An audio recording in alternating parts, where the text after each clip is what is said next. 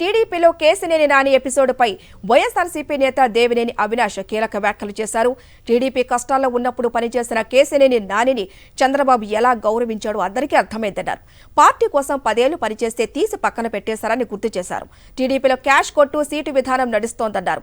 4 వ్యక్తులను పంపించి కేసినేని నానిని బయటికి పంపించేశారని నమ్మిన వాళ్లను నట్టేట ముంచే వ్యక్తి చంద్రబాబే అన్నారు దేవినేని అవినాష్.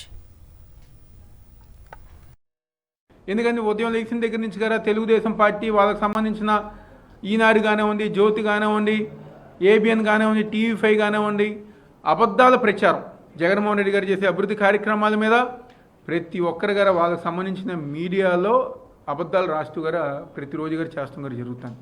ఈరోజు ఒక్క విషయం గుర్తుపెట్టుకోవాలి. ఎందుకంటే తెలుగుదేశం పార్టీ వాళ్ళు అదేవిధంగా వాళ్ళకి సంబంధించిన మీడియా జగన్మోహన్ రెడ్డి గారి మీద లేనిపోని ఒక ముద్ర, ఆయన ఎవరిని కలవరని చెప్పని, ఎవరితో మాట్లాడరని చెప్పని. ఒకే ఒక ఉదాహరణ, ఈరోజు జగన్మోహన్ రెడ్డి గారు ఏ నిర్ణయం తీసుకున్నా ఆ పలానా ఎమ్మెల్యేనో ఆ పలానా నాయకుడినో పిలిచి ఈరోజు గౌరవంగా అన్ని విషయాలు గారు చెప్పి పంపిస్తున్నారు.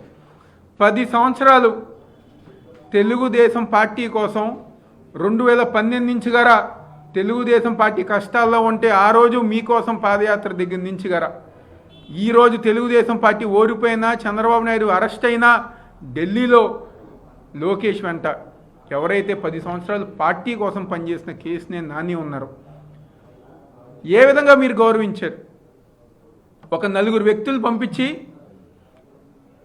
నీకు ఈ పార్టీతో సంబంధం లేదు, ఎవరైతే ఎక్కువ క్యాష్ ఇచ్చారు, ఎందుకంటే ఈరోజు తెలుగుదేశం పార్టీలో ఒక కొత్త స్కీము క్యాష్ కొట్టు సీట్ పట్టు అనే విధంగా ఎవరైతే ఎక్కువ క్యాష్ ఇస్తున్నారో వాళ్ళకి అండగా ఉండే విధంగా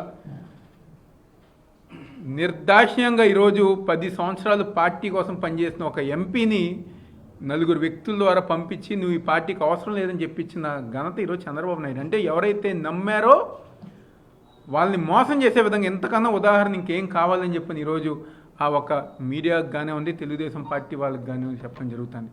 కానీ జగన్మోహన్ రెడ్డి గారు ఎవరినైతే నమ్ముకున్నారో, ఎవరైతే నమ్మారో ప్రజానికాన్ని కానివ్వండి, నాయకులు కానివ్వండి, ప్రతి ఒక్కరిని గారు సమానంగా చూసుకుంటూ మళ్ళీ రాష్ట్రంలో జగన్మోహన్ రెడ్డి గారి ప్రభుత్వం వస్తేనే పేద ప్రజానికానికి అండగా ఉంటారని చెప్పని ఏదైతే ఆయన నమ్మారో దానికి అనుగుణంగా సంక్షేమ కార్యక్రమాలతో పాటు అభివృద్ధి కార్యక్రమాలు గారు చేసుకుంటూ ముందుకెళ్తాం జరుగుతుంది.